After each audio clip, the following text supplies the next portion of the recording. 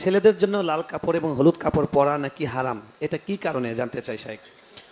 লাল কাপড় এবং হলুদ কাপড় পরা ডাইরেক্ট হারাম বলা কঠিন।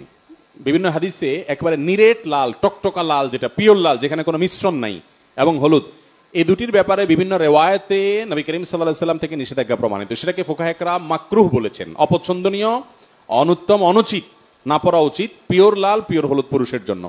এখন আপনি যদি বলেন যে এটা কি জন্য নিষেধ করা হয়েছে, আমি বলবো এটা মহিলাদের জন্য রিজার্ভ। এই কালার কাদের জন্য রিজার্ভ? অন্যান্য কালার আপনিও পড়তে পারেন, মহিলারাও পড়তে পারে, আর মহিলারা এই কালার তাদের জন্য স্পেশাল। দিন বা ইসলাম বলে মহিলাদেরকে খাটো করছে কিছু খাটো বুদ্ধির মানুষরা বলে।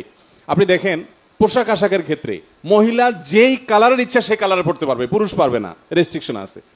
রেশম বলেন, সিল্ক বলেন, মহিলা পড়তে পারবে, পুরুষ পড়তে পারবে না, রেস্ট্রিকশন আছে। স্বর্ণ মহিলা পড়তে পারবে, আর পুরুষে বলা আছে তুমি শুধু চায়া চায়া দেখবা চান্দু, তুমি পড়তে পারবা না, তুমি শুধু চায়া চায়া পকেটের টাকা দিয়ে কিনা দিবা, পড়বে উনি দূর থেকে বা কাছে থেকে চায়া চায়া শুধু দেখবা, বাস, খবরদার, পড়ার সুযোগ নেই।